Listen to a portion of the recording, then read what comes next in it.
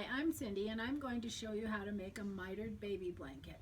This is what it's going to end up looking like with these nice mitered corners, and so that it is a perfect blanket for babies. I love it because there's no scratchy, ruffly edges on it. It just tucks under their neck and you can swaddle them in it. And we're going to, this one's got a little embroidery design on it. You can add your favorite embellishment to it. You could put some rickrack on it. You could do lots of different things. We have these at the shop in different color combinations, and they're all pre-cut, so that you don't even have to worry about cutting them. All you have to do is sit down and sew them. So what we do is this one is, the center is 10 inches smaller than the outside, and that's for the purpose of having a miter on the edge of it. So first off, you take your squares of fabric, and these are squares, and you find the middle of each side and you pin it with a pin on both pieces on all four sides, so that you know where your center is, because that's your matching point. And then you're going to take your blanket and you're going to match up those sides so that they match perfectly with those center pins, just like this.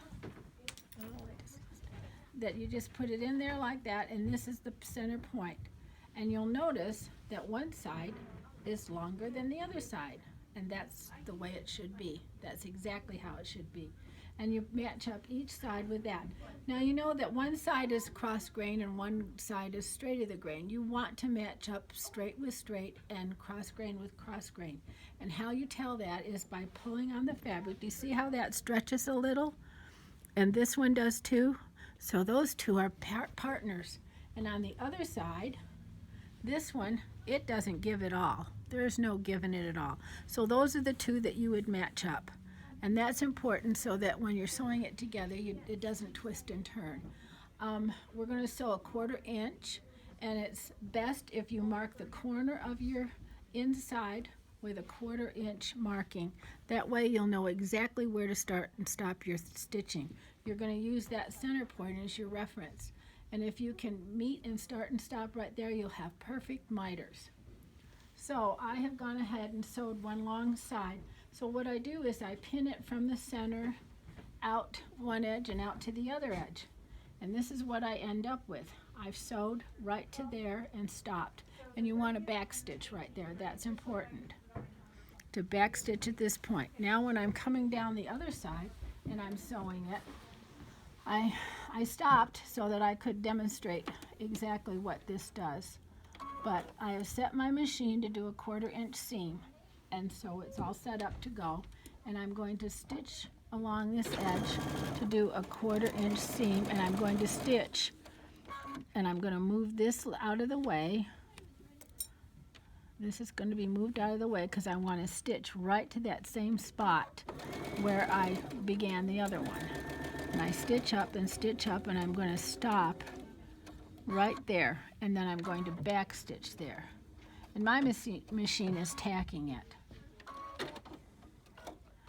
And so I end up with this little funny looking thing on the end of my corner of each of my corners, and that's what you want. You want that on each one of your corners.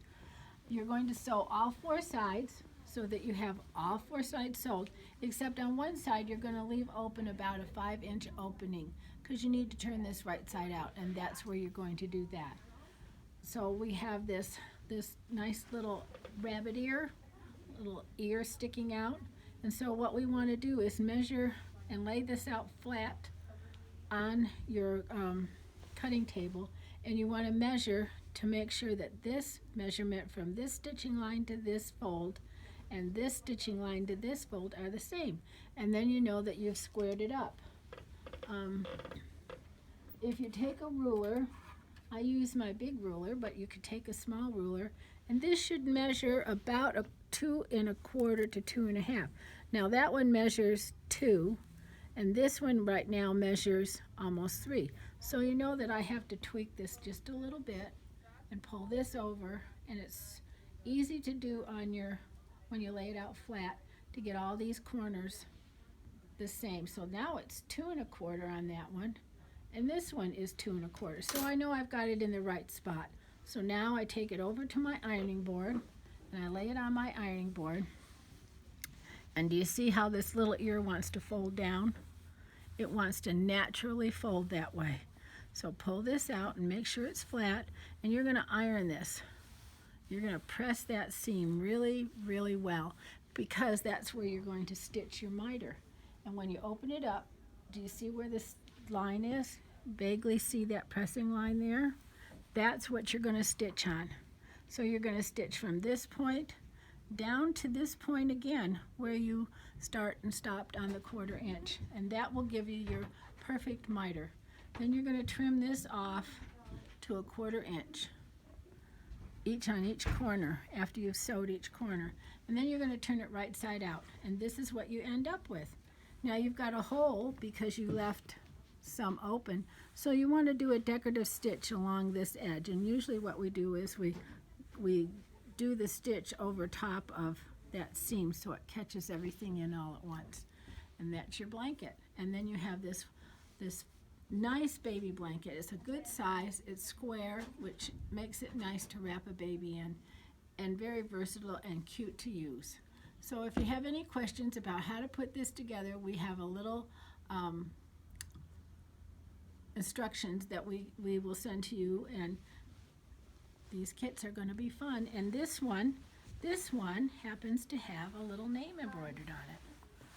And so we're going to be offering that as a service to you. So think about that. Think about if you want to personalize your mitered baby blanket.